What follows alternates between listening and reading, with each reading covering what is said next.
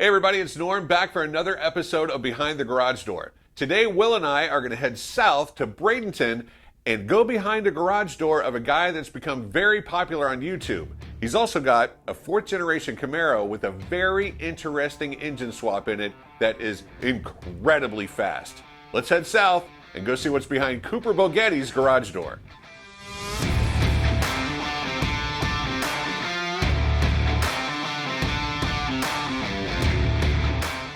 You know, when you're going to see a guy like Cooper, you got to take something cool and something fast.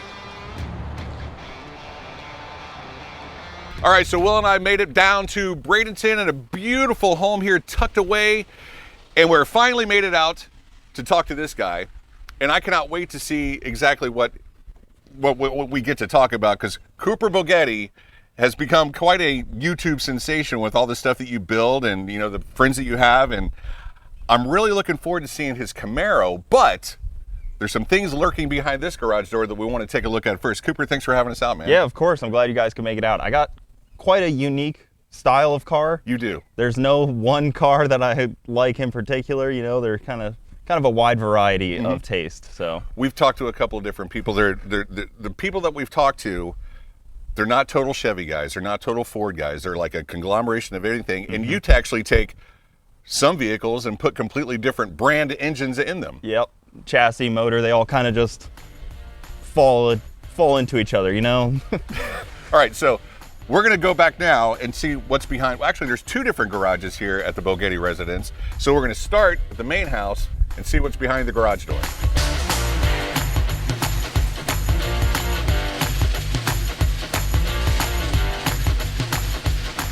So Cooper, I want to know the rhyme and or the reason, because I got to be honest with you, I know all about the drift stuff, but I've never actually seen a true proper drift car. So tell me what this is. So that's kind of where I was. I had never slid a car before, and it always looked kind of fun, and I was like, you know, let me just build something like that. I have no desire to competitively drift, but in my mind, nothing looks as fun as a drift car. And this car is all of that on the street. It makes, or street, you know, drift, whatever. It's fully registered legal street car. Is it really? Yeah. I haven't gotten the plate yet, but it is fully legal street car. So and what is it? It's a 240 SX. Oh, okay. Yeah, and it's a coupe, so that it kind of throws people off That's what because threw it me doesn't off, have the big glass hatch. But it makes almost 500 horsepower NA, weighs like under 3,000 pounds, so it is as fun of a street car as can get. It's basically like Z06 numbers almost. Wow. You know, So tell me about the engine and the drivetrain combination on this thing. Engine is a built heads cam LS6, and then trans T56 Magnum, and then just 240 everything back. So you're running the stock rear end of this thing? Yep, stock rear end. end. And it takes it? Just welded, and it's happy enough. If I put some really sticky tires on the back, it may not. Yeah, I was going to say that might come, but you're not supposed to put sticky tires on this No. car. So where have you taken it, and how did it perform, and were you happy with everything that you did with this car? Because it's got a full cage in it and everything. Yep. Did you do everything? I bought it as a roller. It had the cage. Had the it cage didn't in. have basically anything else. So I Okay. had to wire the car, put the seats in, you know, put the motor in, everything like that, and then, you know, get the car running, driving. It was nothing. It was just a shell when I got it. And I've slid it a little bit. This time of year isn't exactly fun for car stuff. Especially hot cars. Yeah, so kind of holding off until winter, but it's definitely a really fun car. I've done some sliding with it. It just needs a couple little things, like all projects. Is every box ever checked off on a project car? No, if it is, you're not trying hard enough. That's 100% true. So we go from one extreme to the other here behind us, and this is a Cadillac CTS-V. Yep, 2012. And it's not the coupe. It's, what's this referred to as? This is the wagon. The wagon, which is the rare one. That's like everybody's kind of unicorn holy grail car. That was my holy grail car, and it still is. And this car doesn't see many miles, but it's one of the most enjoyable cars to drive. It is an automatic car, which will probably be the first question everybody asks when they see it. But it's a Cadillac, so it's luxurious. It rides good.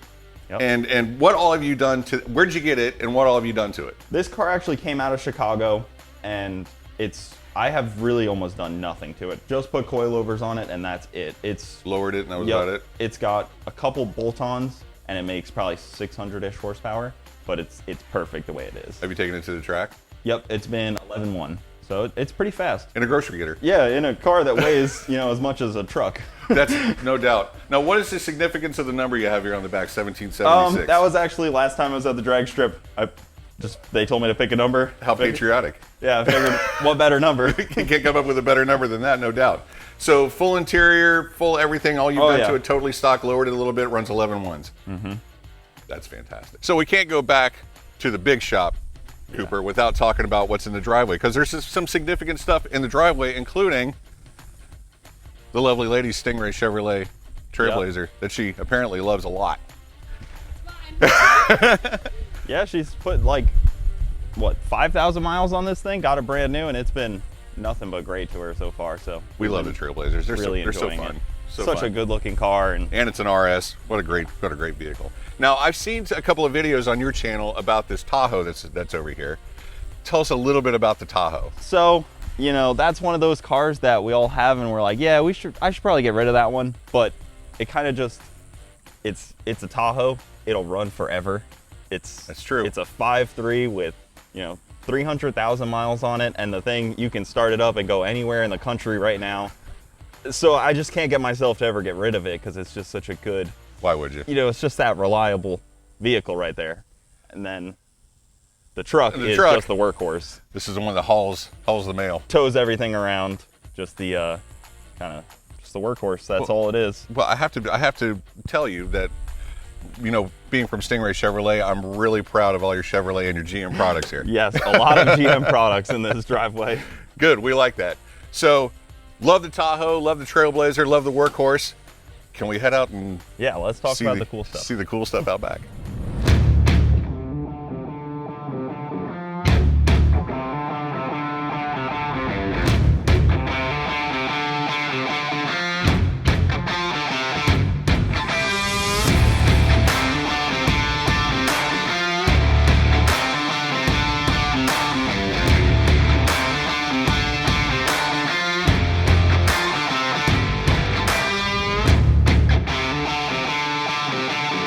Cooper, we made it out to the main garage shop. Yep. There you go, and the Camaro that I've been dying to see. And a lot of people, I hope that they see this and they go, what?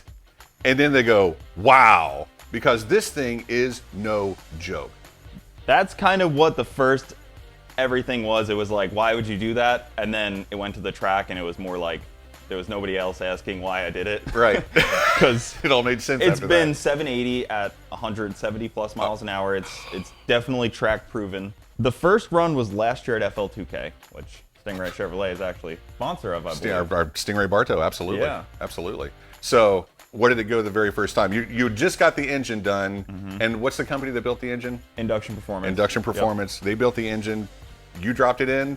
They dropped it in. Me and Fab Shop put it in, and then brought it to induction. They wired it, did the fuel system, and then took it out to the track. Zero testing on the car.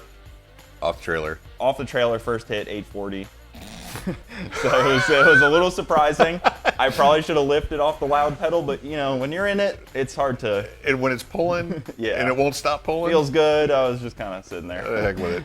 All right, so for those of you that don't know, this is a 4th gen Camaro. Year is? It's a 99. 99 with a 2JZ engine in it out of a Supra. Yep. What year Supra? What did it come out of? What was the donor car? Hard to say.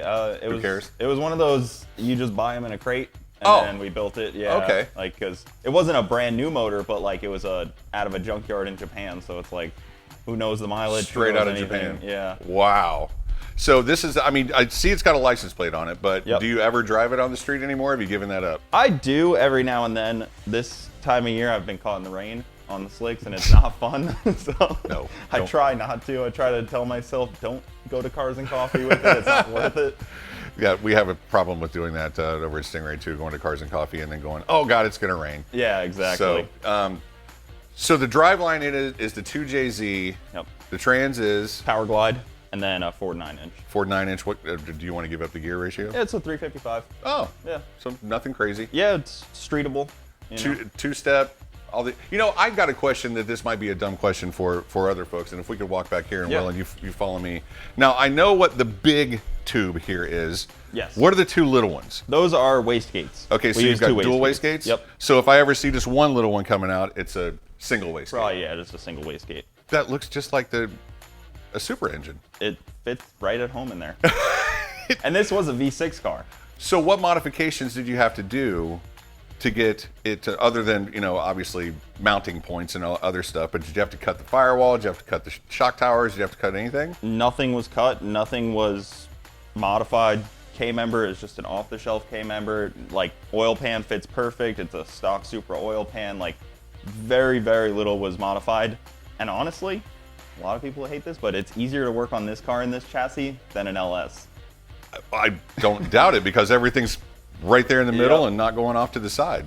It's very easy to manage this platform. So that's the timing belt that I can see right there as well. And they always have it exposed like that? We do, because we run a fuel pump off the front. Oh, look at that. Yeah, so that it gives us a lot more, gives us all the fuel that we need. So you got a fuel cell in the back. Do you run a different fuel at the track than you do like if you're going to go to Cars and Coffee? No, I just run ethanol. That's it? Yeah, I run. Do you go to the ethanol I get it station? out of a tank though, because I like to have it on hand. So I get Ignite shipped to me, and then just 55-gallon drum. Oh, so you keep it here on hand at the house.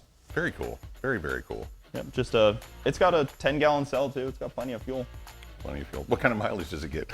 I've never done the math, honestly. Try not to think about it. It's miles per gallon. Exactly.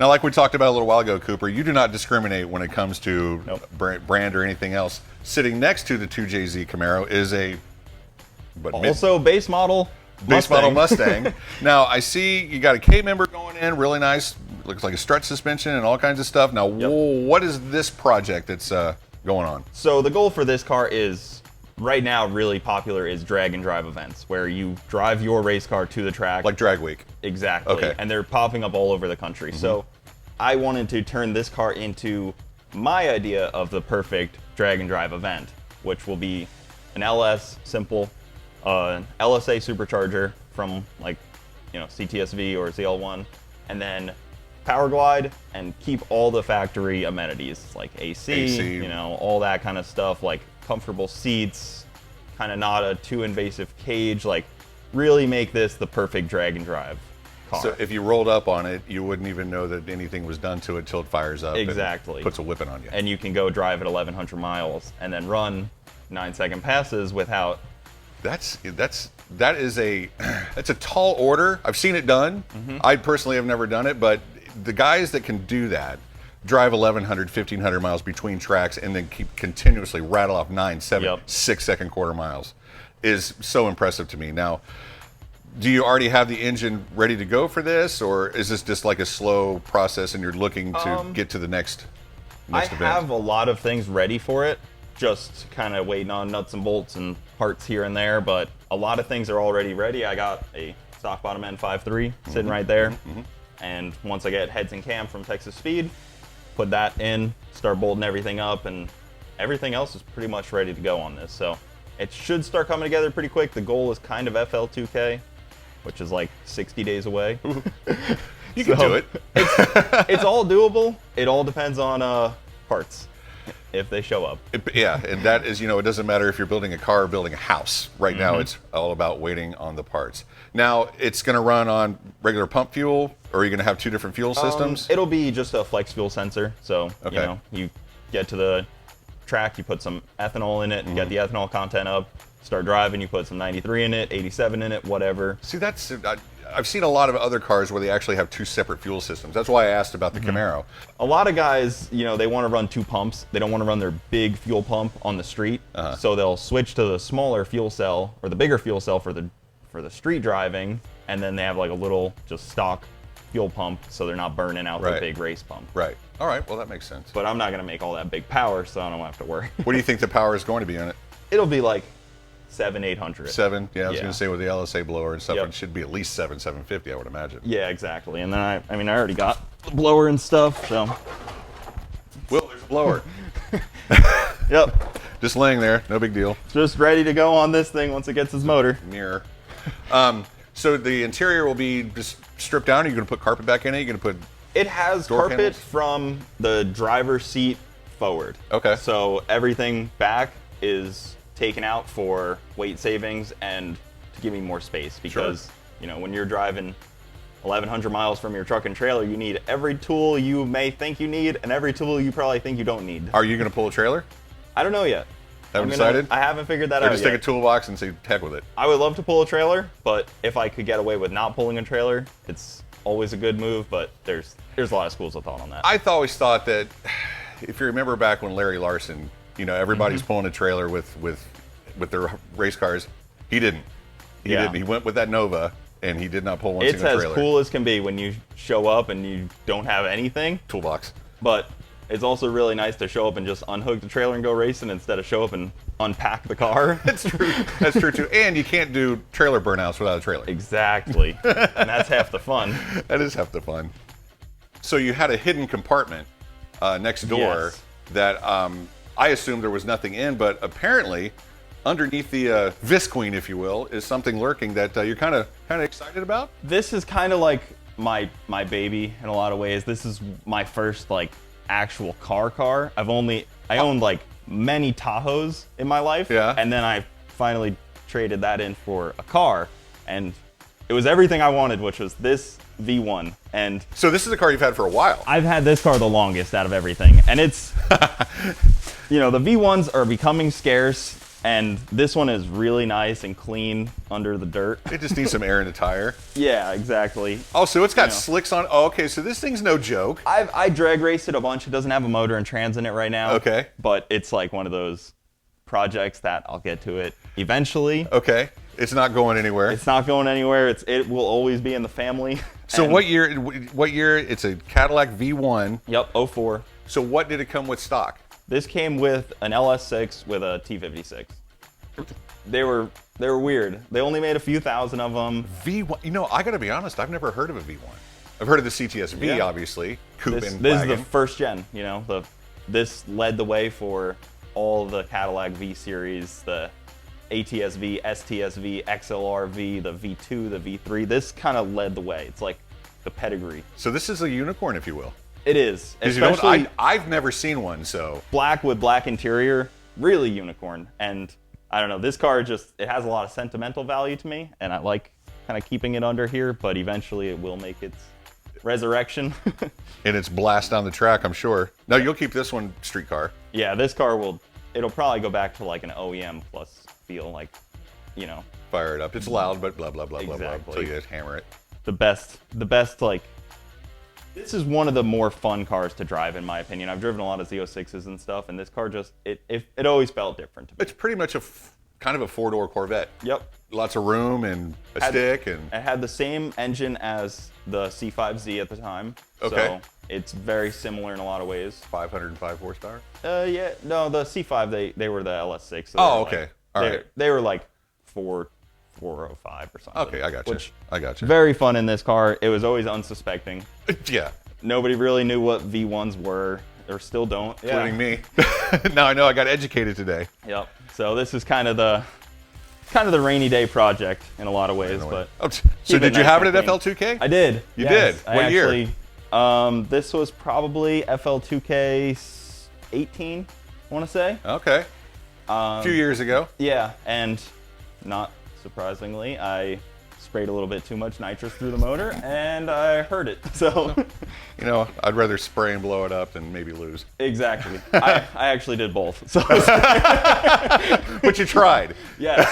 And that was the day that I learned I should stop racing something that weighs 4,500 pounds, and I started with all these lightweight cars. You know, eventually the light bulb goes off. Exactly. All right. It was a learning This is super experience. cool, and I cannot wait to see this one back on the road, Cooper. And I have to pay homage to your paint booth while we're out here as well.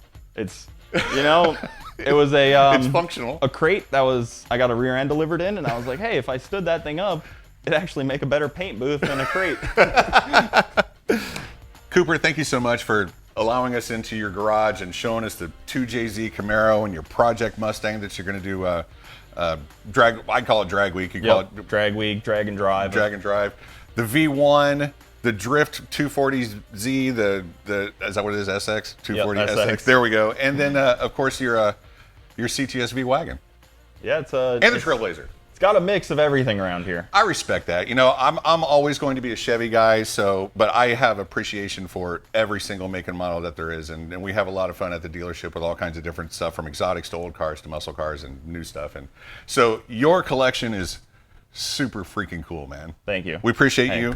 And now we know what's behind Cooper Bogetti's garage door. Glad you guys could come out. It was definitely a lot of fun showing it off. Doesn't every car guy just want to talk about their cars? They want to Isn't talk that about what we their all wanna car, do? and when you're driving down the road, sometimes you're like, I wonder what's in that garage. Yeah. Yeah, so now you know. All right, we're back, and what a fantastic trip that was down to Bradenton. Cooper's garages are fantastic, from the 240SX 500 horsepower LS motor drift car, the Cadillac wagon that runs 11 ones and you can go get groceries in it. Cannot forget about the Camaro with the super motor in it that runs, 780s.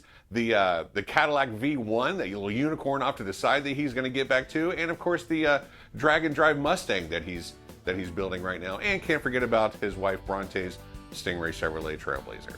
Make sure you subscribe to our channel, as well as Cooper and Bronte, his wife's Instagram and YouTube as well.